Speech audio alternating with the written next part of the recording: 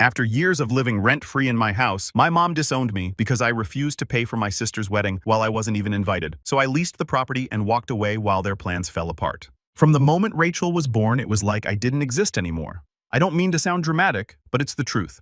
Rachel was born underweight and sickly. So naturally, my mom was really protective of her. I get it. It must have been scary for her, but instead of Rachel just being the baby of the family, she became the only child that mattered to Karen. Rachel was this fragile little thing, and Mom treated her like a princess. Everything revolved around Rachel, her needs, her wants, her moods. For instance, Rachel didn't like eating on her own, so Mom would hand-feed her until she was well into middle school. If Rachel had a school project or homework, Mom would just do it for her, and if Rachel didn't feel like going to school, Mom would let her stay home, no questions asked. Meanwhile, there was me. I wasn't ignored per se. I had food, clothes, and the basic necessities, but emotionally, I was on my own. Mom never really took an interest in my life unless it had something to do with Rachel. One time when I was about 10, I had a dentist appointment that Mom forgot about because she was busy at a spa. I ended up waiting outside school for hours until a family friend noticed me and gave me a ride home. When I got back, Mom acted like it wasn't a big deal. She just said, "Oh, I thought you'd figure it out." My dad, Michael, may he rest in peace, was the only one who really saw me. He worked a lot, so he wasn't home as much as I wished he was, but when he was, he made an effort. Dad and I would sneak out for ice cream runs or watch movies together when Karen and Rachel were busy. He'd slip me extra money for school trips or birthdays and tell me not to mention it to Mom. Looking back, I think he was trying to make up for how overlooked I felt. But as much as Dad tried, the favoritism was impossible to ignore. Rachel got the best of everything. If I wanted something, I had to work for it or save up. Rachel, she'd just ask and it would magically appear. One Christmas, I asked for a bike. Rachel asked for the same thing at the last minute. On Christmas morning, there was a shiny new bike under the tree for her. I got a pair of socks. When I asked why, Mom said, "You're older, you can save up and buy one yourself." It wasn't just material stuff, though. Karen was obsessed with Rachel's happiness.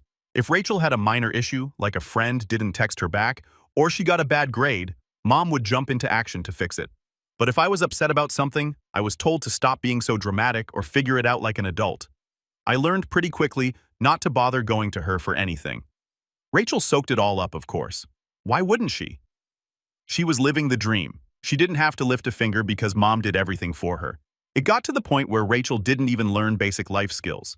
She didn't know how to cook, clean, or even manage her own schedule. Mom shielded her from everything, which made Rachel completely dependent on her. It wasn't until high school that I realized just how toxic the dynamic was. Rachel would cry to Mom about how hard her classes were, and Mom would do her assignments for her. When Rachel failed high school, Mom blamed the teachers, saying they didn't understand her unique needs. She even argued with the principal to get Rachel's grades changed. It didn't work, obviously, but it showed just how far Karen would go to protect Rachel from any kind of accountability. I, on the other hand, was expected to be independent. If I struggled in school, I had to figure it out on my own. If I wanted to do extracurriculars, I had to pay for them myself with babysitting money, and if I ever dared to complain, Karen would say, "You're the older sister, you need to set an example." By the time I graduated high school, I couldn't wait to leave. I got into a college in a different city, and I didn't look back. Moving away was the best decision I ever made. For the first time, I felt like I could breathe. I didn't have to constantly compare myself to Rachel or fight for scraps of attention from Karen. I could just be me. Meanwhile, Rachel stayed home. She didn't move out until she got married at 26. Even then, Karen was still in her business. She'd call Rachel 5 times a day to check in. "What did you eat? What are you wearing? How's your husband?" It was ridiculous. Karen even showed up unannounced to clean Rachel's house or bring her groceries, even though Rachel and her husband were perfectly capable of doing those things themselves. As for me, I was living my life. I finished college, got a job, and started building a future for myself. Dad stayed in touch, calling me regularly and even visiting me when he could. Karen, not so much. She'd send the occasional text on my birthday or comment on my social media posts, but that was it. Honestly, I didn't care. I was happier without her constant criticism and favoritism weighing me down. Looking back, I think Karen's obsession with Rachel was about control. She wanted Rachel to need her forever, so she never let her grow up. Meanwhile, I was pushed out of the nest early, forced to fend for myself. It hurt at the time, but now I see it as a blessing. I learned how to stand on my own 2 feet, while Rachel became completely reliant on Karen. But even after I left, the dynamic never changed. Rachel was the golden child, Karen was her enabler, and I was the forgotten one. It's funny, well, not funny, but funny in a sad way, how some things never change. 11 years ago, everything changed. Dad started coughing a lot, which at first didn't seem like a big deal. He chalked it up to allergies or maybe a cold that wouldn't go away, but weeks turned into months and he didn't get better. In fact, he got worse. He was always tired, short of breath, and just not himself. Still, he kept working because that's the kind of man he was. Hardworking, selfless, and always putting others first. Karen, my mom, barely seemed to notice. She was too busy with her usual routine spa appointments, yoga classes, and whatever else filled her days. Rachel, my sister, was back living at home by then after her first marriage fell apart. She wasn't working and didn't seem too concerned about Dad's health either. It was like they didn't want to deal with the inconvenience of acknowledging something was wrong. I was living in a different city at the time, building my career, and trying to maintain some distance from all the family drama. Dad and I talked regularly, and I could tell something was off during our calls. He sounded weaker, more tired. When I asked if he'd seen a doctor, he brushed it off, saying he was fine, but I knew he wasn't. Things came to a head when he finally went to the hospital after a particularly bad coughing fit. The diagnosis: a severe lung infection. I dropped everything and rushed home as soon as I found out. When I got there, I was horrified. Dad was lying in bed looking so frail and sick, and yet he was alone. Karen and Rachel. They were out getting their nails done. When they got back, Karen acted surprised to see me. She even tried to hug me, but I wasn't having it. I asked her why she wasn't with Dad, and she gave me some excuse about needing to run errands. It was obvious they just come from the spa. They were both freshly manicured and carrying shopping bags. The hospital admitted Dad and I stayed by his side as much as I could. Karen would drop by occasionally, but only for a few minutes at a time. Rachel, she barely showed up at all, claiming it was too hard for her to see him like that. Meanwhile, I was juggling everything, talking to doctors, managing his medication, and trying to keep him comfortable. I even slept in a chair by his bed most nights. Karen's lack of involvement was infuriating. She didn't work, so it's not like she was too busy to be there, but she acted like visiting the hospital was some massive inconvenience. I'll never forget the day she said, "He's in good hands with the nurses.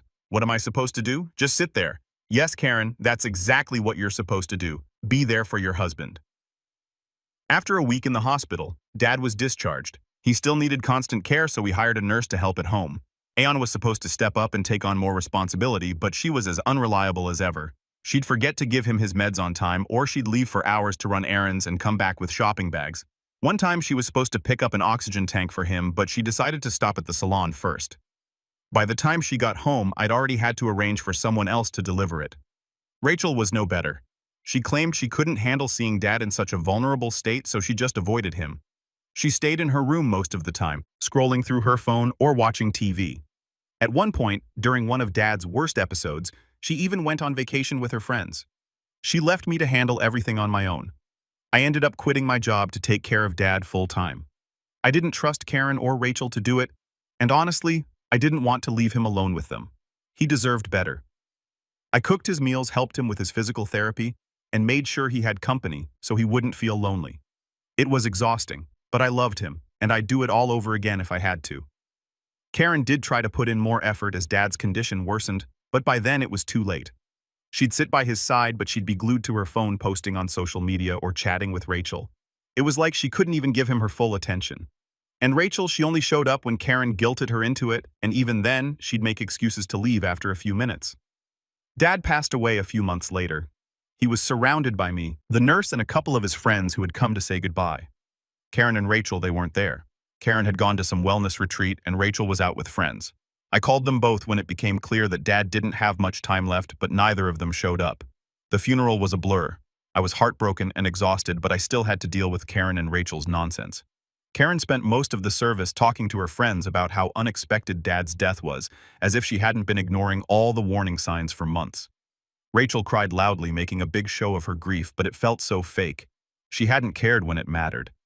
A few weeks after the funeral, I got a call from Dad's lawyer about his will.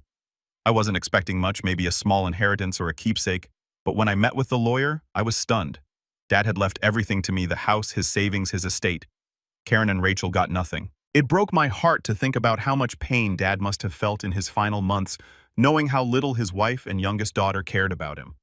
Leaving everything to me was his way of saying he saw me, that he appreciated everything I did for him, but it also sparked a firestorm. Karen and Rachel were livid when they found out. Rachel actually screamed at the lawyer saying it was impossible that Dad would do this to her. Karen called me demanding that I share the inheritance with them.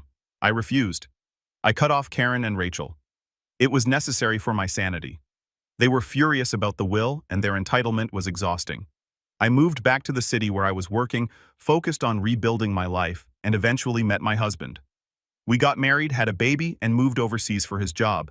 It was a fresh start, and honestly, I didn't feel the need to inform Karen or Rachel about any of it. Fast forward a few years, and I gave birth to my daughter. Out of nowhere, Karen showed up at my house. I hadn't spoken to her in years, so to see her standing on my doorstep was a shock. She looked different, less polished, more tired. She apologized, cried, and said she wanted to be a part of my daughter's life. She even admitted that she regretted how she treated me growing up. She claimed she'd been living with guilt ever since Dad passed and just wanted to make amends. I'll be honest, I didn't trust her, but I decided to give her a chance. For a while, things were okay. Karen would video call to check on my daughter and occasionally send gifts. It felt normal for once. But then, as expected, the hints started. Karen would casually mention how she was struggling financially or how hard life had been for her since I took everything. I ignored it, thinking it would pass. About a month ago, Karen called me. She sounded excited, which immediately put me on edge, because Karen doesn't just call unless she wants something. She started the conversation with small talk, asking about my daughter and my husband, which was already weird. Then, she dropped the bomb.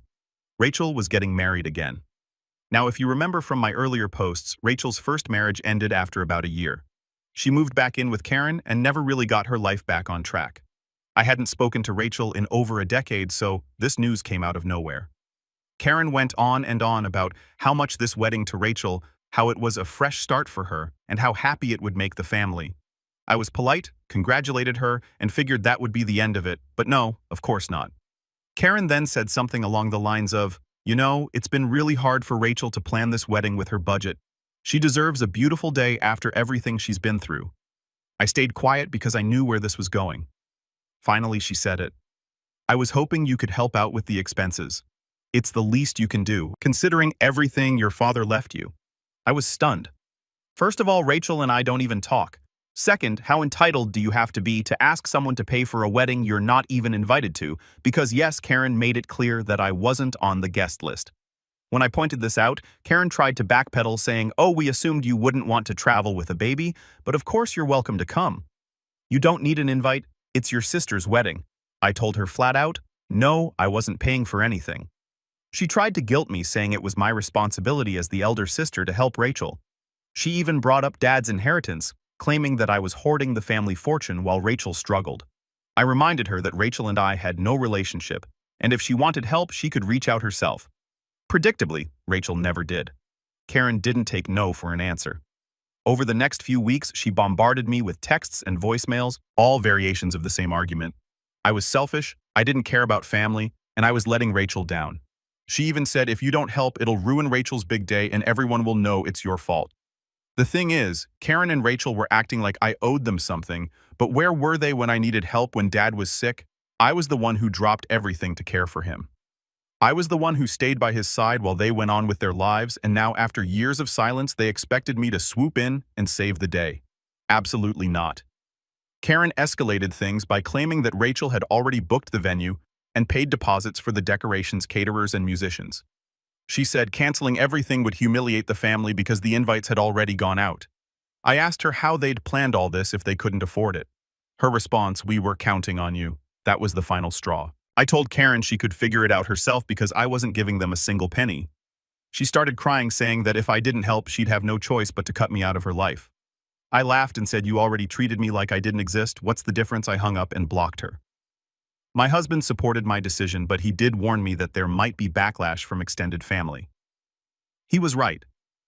A few relatives reached out saying I should be the bigger person and help out, because family is family. But where was all this concern when Karen and Rachel were treating me like garbage? I ignored them and stood my ground. Karen's final message to me was a voicemail where she said, "If you can live with ruining your sister's wedding, then I guess you're not the person I thought you were." I haven't responded, and honestly, I don't plan to. I've spent too much of my life bending over backward for people who don't appreciate it. I'm done. After the wedding drama, I was done. Karen and Rachel had pushed me to my limit. I'd been letting them live rent-free in the house my dad left me for over 10 years. I guess part of me thought it was the easier option. I didn't want to deal with the drama of kicking them out, especially right after my dad died. But over the years, I realized they had no gratitude, no respect for me, and no intention of ever being decent. Let's rewind a bit. When Dad's will was read, Karen and Rachel were livid that he left everything to me. Karen argued it was her house because she'd lived there for decades.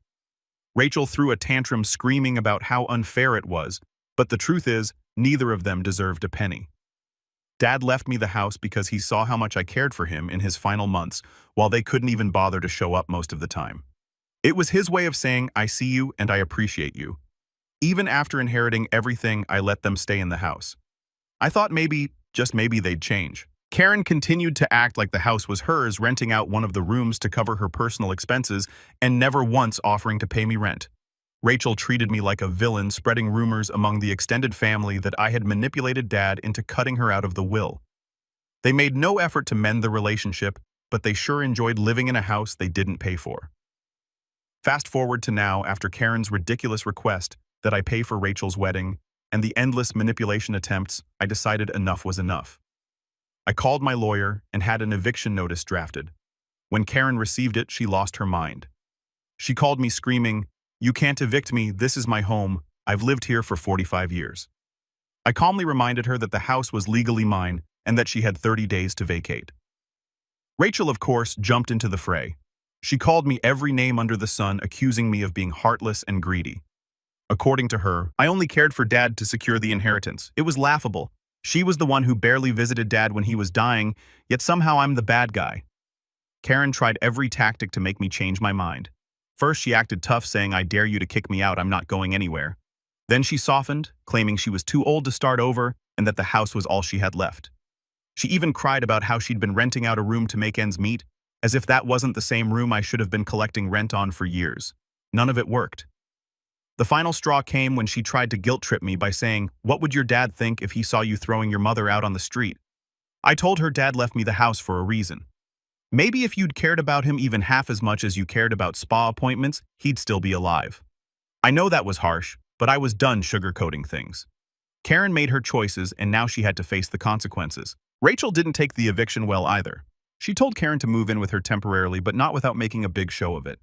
She called every relative to brag about how she was stepping up for Karen, claiming she didn't need anything from me. It was all so performative, like she wanted a round of applause for doing the bare minimum. Karen moved out on the 26th day of the 30-day notice. I didn't even bother to show up. I hired a property manager to handle the handover.